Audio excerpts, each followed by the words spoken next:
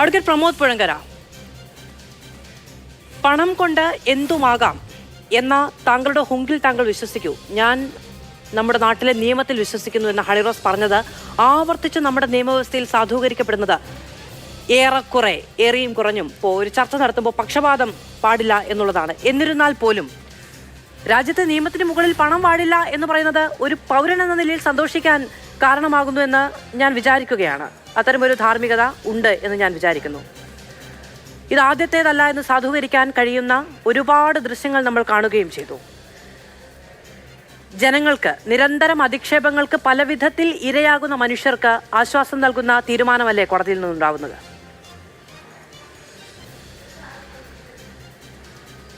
വാസ്തവത്തിൽ ഈ വിഷയത്തിൽ നിയമപരമായ നടപടി അതിൻ്റെ പ്രാരംഭഘട്ടത്തിൽ മാത്രമാണ്. ഈ ബോബി ചെമ്മണ്ണൂർ എന്ന് പറയുന്ന വളരെ അധിക്ഷേപാർഹമായ പരാമർശങ്ങൾ നിരന്തരം സ്ത്രീത്വത്തെക്കുറിച്ച് നടത്തുന്ന ഒരാൾ, അയാളൊരു സമൂഹത്തിൻ്റെ പ്രതീകം കൂടിയാണ്, ഒരു പുരുഷാധിപത്യ സമൂഹത്തിൻ്റെ പ്രതീകം കൂടിയാണ് അയാൾക്കെതിരായിട്ടുള്ള ചലച്ചിത്ര താരം കൂടിയായ ഹണി റോസ് നൽകിയ പരാതിയുടെ അടിസ്ഥാനത്തിൽ എടുത്ത കേസും അതിനെ തുടർന്നുണ്ടായ അറസ്റ്റും അതിലിപ്പോൾ അയാളുടെ ജാമ്യ ഹർജി പെൻഡിങ്ങിലായതുകൊണ്ട് അയാൾ തടവിൽ കിടക്കുന്നതുമുള്ള ഈ സംഭവത്തിൽ അത് പ്രാരംഭ നടപടികളിലാണ്. അതുകൊണ്ട് നിയമം അയാളെ കുറ്റവിമുക്തനാക്കുമോ അയാളെ ശിക്ഷിക്കുമോ എന്നുള്ള കാര്യത്തിലൊന്നും പെട്ടെന്ന് നമുക്കിപ്പോൾ പറയാനാകില്ല. പക്ഷേ അതിൻ്റെ സാമൂഹ്യമായ ഒരു അർത്ഥത്തിൽ ബോബി ചെമ്മണ്ണൂർ എന്ന് പറയുന്ന വ്യക്തി പ്രതിനിധീകരിക്കുന്ന മൂല്യങ്ങൾക്കെതിരെ, അതായത് ആ ജീർണമായ പുരുഷാധിപത്യ മൂല്യങ്ങൾക്കെതിരെ, അധികാര മൂല്യങ്ങൾക്കെതിരെയുള്ള ഒരു സമരം എന്നുള്ള നിലയിൽ ഇപ്പോഴത്തെ അയാൾക്കെതിരെയുള്ള നിയമ നടപടികൾ തുടങ്ങി എന്നത് തന്നെ നമ്മളെ നിയമ നടപടികൾ ഉണ്ടാകുന്നു എന്നുള്ളതും അതിൻ്റെ ഒരുപക്ഷെ അതിൻ്റെ ആ അധിക്ഷേപം നേരിട്ട ഒരു സ്ത്രീ വളരെ പ്രത്യക്ഷത്തിൽ തന്നെ തൻ്റെ സ്വത്വം മറച്ചു വയ്ക്കാതെ തൻ്റെ ഐഡൻറ്റിറ്റി ലജ്ജിക്കേണ്ട ഒന്നാണ് എന്നുള്ള തരത്തിൽ ഇത്തരത്തിലുള്ള ലൈംഗികാതിക്രമങ്ങൾക്കോ അല്ലെങ്കിൽ അധിക്ഷേപങ്ങൾക്കോ ഇരയാകുന്ന സ്ത്രീകൾക്ക് പൊതുവെ നേരിടേണ്ടി വരുന്ന മാനക്കേട് എന്ന് പറയുന്ന ഒരു സംഗതി ഒരു പുരുഷാധിപത്യ സമൂഹം അടിച്ചേൽപ്പിച്ചതാണെന്നും അങ്ങനെയൊന്നും ഉണ്ടാകില്ല എന്നും ഷെയിം ഷുഡ് ചേഞ്ച് സൈഡ്സ് എന്നുള്ള അതിൻ്റെ അടിസ്ഥാനത്തിൽ, അതായത് ലജ്ജിക്കേണ്ടത് അത്തരം അധിക്ഷേപാർഹമായ പരാമർശങ്ങൾ നടത്തേണ്ടവരാണ് എന്നുള്ള വളരെ കൃത്യമായ ഒരു പൊളിറ്റിക്കൽ സ്റ്റാൻഡ് എടുത്തുകൊണ്ട് അവർ നടത്തുന്ന ഈ സമരത്തെയും നിയമ പോരാട്ടത്തെയും അതിനെ സാധൂകരിക്കുന്ന രീതിയിൽ നിയമ നടപടികൾ മുന്നോട്ട് പോകുന്നുണ്ട് എങ്കിൽ അത് നമുക്ക് സന്തോഷിക്കാവുന്ന തന്നെയാണ്. ഒപ്പം ഈ ചർച്ചയിൽ അത് വേണ്ടത്ര പറയേണ്ട ഒരു കാര്യം, നേരിട്ട് ബന്ധപ്പെടുന്ന ഒരു കാര്യമല്ലെങ്കിലും ഇപ്പം ജാമ്യം കിട്ടാതെ ഒരാൾ ജയിലിൽ കിടക്കുന്നു എന്നുള്ളത് നമ്മളെ സന്തോഷിപ്പിക്കുകയോ സന്തോഷിപ്പിക്കാതിരിക്കുകയോ ചെയ്യേണ്ട ഒരു കാര്യമല്ല. അത് കേസിൻ്റെ മെറിറ്റുമായിട്ട് ബന്ധപ്പെടുത്തി കാണേണ്ട കാര്യമില്ല. ഇയാളുടെ പരാമർശത്തെക്കുറിച്ച്, ഇയാൾ പ്രതിനിധീകരിക്കുന്ന നേരത്തെ പറഞ്ഞ ജീർണമൂല്യങ്ങളെക്കുറിച്ച് ചർച്ച ചെയ്യുമ്പോൾ അത് വളരെ കൃത്യമായിട്ട് ചർച്ച ചെയ്യണം. അയാൾക്ക് ജാമ്യം കിട്ടിയാലും ഇതൊക്കെ തന്നെയാണ് പ്രശ്നം. ജാമ്യം നിഷേധിക്കുക എന്നുള്ളതോ ജാമ്യം കൊടുക്കാതിരിക്കുക എന്നുള്ളതിനോ ഒക്കെയുള്ള ഇതിപ്പോ പക്ഷേ കോടതി വരെ എത്തിക്കാനാണ് എല്ലാവർക്കും കഴിയുന്നത്. ശ്രീ പ്രമോദ് പുഴങ്കര, അതിനുശേഷം വലിയ അഭിഭാഷകരുണ്ട്, കാശ് കൊടുത്താൽ വരി നിൽക്കാൻ കഴിയുന്ന വലിയ അഭിഭാഷകരുണ്ട്. അതുകൊണ്ട് തന്നെ പേടിക്കേണ്ടതില്ല, എന്റെ പണത്തിന് മുകളിൽ ഒന്നും പറക്കില്ല എന്ന വലിയ ആത്മവിശ്വാസത്തോടെ ഇതിനെ നേരിടുന്ന ഒരു പറ്റ മനുഷ്യർ കൂടിയുണ്ടല്ലോ. ഇപ്പൊ ഇന്ന് നിന്ന നിൽപ്പിൽ ബോബി ചെമ്മണ്ണൂർ പുറത്തേക്ക് വരികയായിരുന്നു. ഈ പറയുന്ന കോടതി പറഞ്ഞതുപോലെ ഒരു കൊമ്പുമില്ല, ഇത് സാധാരണഗതിയിൽ പരിഗണിക്കേണ്ട സമയത്ത് പരിഗണിക്കാമെന്നൊരു നിലപാടെടുക്കാതെ ഇന്നു തന്നെ മിനിറ്റുകൾ വെച്ച് പുറത്തേക്ക് വരികയാണെങ്കിൽ കാണേണ്ടി വരുന്ന ഒരു ആഹ്ലാദ പ്രകടനമുണ്ടല്ലോ, അതുണ്ടായില്ലല്ലോ എന്നത് ആശ്വാസകരമല്ലേ?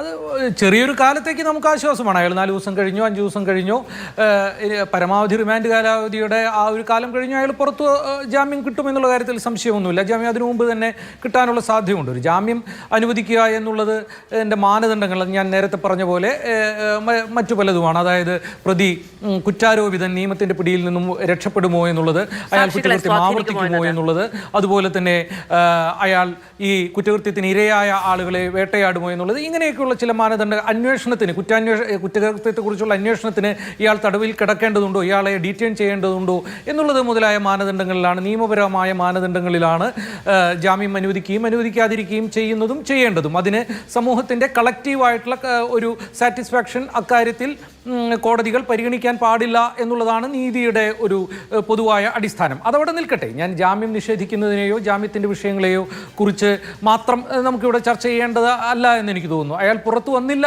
എന്നുള്ളത് മാത്രമല്ല നമ്മളുടെ പ്രശ്നം. നമ്മളിവിടെ ചർച്ച ചെയ്യുന്ന ഈ വിഷയത്തിൽ ഞാൻ പറയാൻ ഉദ്ദേശിക്കുന്നത് അയാൾ ഇനി ഇന്ന് പുറത്തു വന്നാൽ തന്നെയും ആ വിഷയത്തിലുള്ള ഒരു സമരത്തിലും ആ വിഷയത്തിൽ നടത്തുന്ന നിയമ പോരാട്ടത്തിലും എല്ലാം അതിൻ്റെ റെലവൻസ് വളരെ കൃത്യമായിട്ട് തന്നെ നിലനിൽക്കുന്നു. അതായത് ബോബി ചെമ്മണ്ണൂർ പ്രതിനിധീകരിക്കുന്നത് ബോബി ചെമ്മണ്ണൂരിനെ മാത്രമല്ല, ഈ കേരളത്തിലെ നിരവധിയായ സ്ത്രീകൾക്ക്, കേരളത്തിലെ എന്നല്ല നമ്മുടെ സമൂഹത്തിലെ സ്ത്രീകൾക്ക് നേരെ നടക്കുന്ന ഇത്തരം ലൈംഗികാതിക്രമങ്ങളുടെയും ലൈംഗിക അധിക്ഷേപങ്ങളുടെയും ഒക്കെ അതിൻ്റെ പിന്നിലുള്ള മാനസികാവസ്ഥയെയും പുരുഷാധിപത്യ സാമൂഹ്യ അധികാരത്തെയും സാധൂകരിക്കുകയും അതിനെ ശക്തിപ്പെടുത്തുകയും ചെയ്യുന്ന ഒരു വ്യവസ്ഥയുടെ പ്രതീകമാണ് ബോബി ചെമ്മണ്ണൂർ. നമ്മൾ നോക്കിയാൽ കാണാം, നമ്മുടെ സമൂഹത്തിൽ സ്ത്രീകൾക്കെതിരായിട്ട് നിരവധിയായിട്ടുള്ള അധിക്ഷേപങ്ങൾ ഉയർത്തുന്ന മനുഷ്യരാരാണ്? ഒരു സ്ത്രീയെ അവരുടെ സാമൂഹ്യമായ നില എന്ന് പറയുന്നത് കേവലം സ്ത്രീ എന്ന് പറയുന്ന ഒരു ഐഡൻറ്റിറ്റി മാത്രമാണെന്നും അത് പുരുഷൻ്റെ കീഴിൽ നിൽക്കേണ്ട ഒന്നാണെന്നുമുള്ള രീതിയിൽ അധിക്ഷേപം ഉയർത്തുന്നത്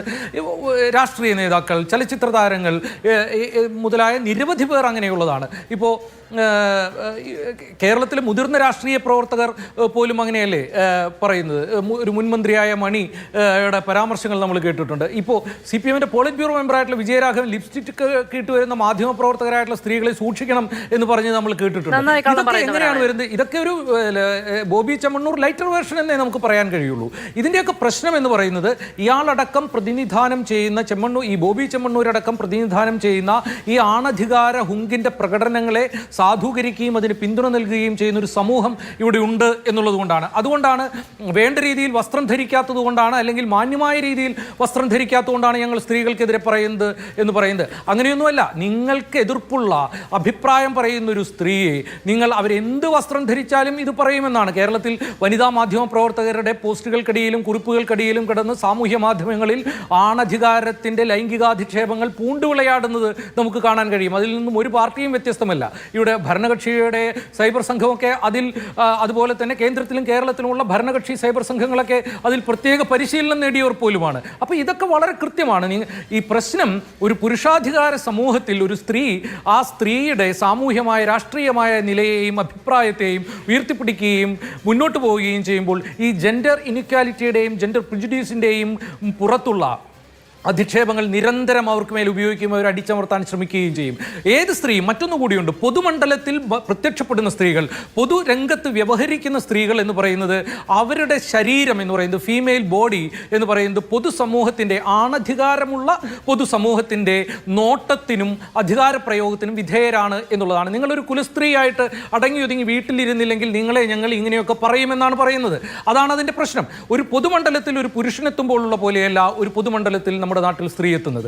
അവിടെ എത്തുന്ന സ്ത്രീകളെ ഈ മെയിൽ ഗേസിനാണ്, ആൺ നോട്ടത്തിനാണ് വിധേയമാക്കുന്നത്. ഒരു സ്ത്രീ കാണേണ്ടത്, ഒരു സ്ത്രീയെ സമൂഹം കാണേണ്ടത് ആണുങ്ങൾ എങ്ങനെയാണ് ഒരു സ്ത്രീയെ കാണുന്നത് എന്നുള്ളതാണ്. ഒരു സ്ത്രീയുടെ കണ്ണുകൾ സമൂഹത്തിൽ ഇല്ല എന്നുള്ളതാണ് പ്രശ്നം. അതിപ്പോൾ ഈ മെയിൽ ഗേസ് എന്നുള്ള പ്രയോഗം തന്നെ 1973-75 ഉള്ള പ്രസിദ്ധീകരിച്ച ലോറ മെൽവി എന്ന് പറയുന്ന ഒരു ബ്രിട്ടീഷ് ഫെമിനിസ്റ്റ് തിയറിസ്റ്റിൻ്റെ എസ്സേയിലാണ് visual pleasure and movie narrative എന്ന് പറയുന്ന ഒരു എസ്സേയിലാണ് ഇത് വരുന്നത്, ഈ പ്രയോഗം. അതിനു മുമ്പ് തന്നെ ഇതിനെക്കുറിച്ചുള്ള തിയറികളൊക്കെ മുന്നോട്ട് വന്നിട്ടുണ്ട്. എങ്കിൽ പോലും ഈ ആൺനോട്ടം എന്ന് പറയുന്നത് അതിൻ്റെ ഒരു വിഷ്വൽ പ്ലഷർ എന്ന് പറയുന്നത് ഈ സാമൂഹ്യ അധികാരവുമായും രാഷ്ട്രീയാധികാരവുമായും ബന്ധപ്പെട്ട് കിടക്കുകയാണ്.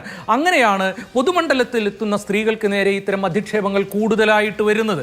അത് നമ്മൾ കണ്ടാലറിയാം. നമ്മളുടെ MLA-മാരായിട്ടുള്ള സ്ത്രീകളാണെങ്കിൽ സ്ത്രീകളുടെ ജീവിതം എന്ന് പറയുന്നത് തികച്ചും വ്യത്യസ്തമാണ്. അത് നിർഭയയ്ക്ക് മുൻപും ശേഷവുമുള്ള ജീവിതമാണ്. നിയമ നിർമ്മാണം അതിനുശേഷം ഉണ്ടായെങ്കിലും അന്നും ചോദിച്ച മനുഷ്യരുണ്ട്, എന്തിനാണ് ഈ രാത്രി ആൺ സുഹൃത്തിനൊപ്പം യാത്ര ചെയ്തത്, പലയിടങ്ങളിൽ പോയത് എന്ന് ചോദിച്ച ആളുകൾ അന്നുമുണ്ട്. വ്യക്തിപരമായി പോയും നമ്മൾ കേട്ടിട്ടുണ്ട്.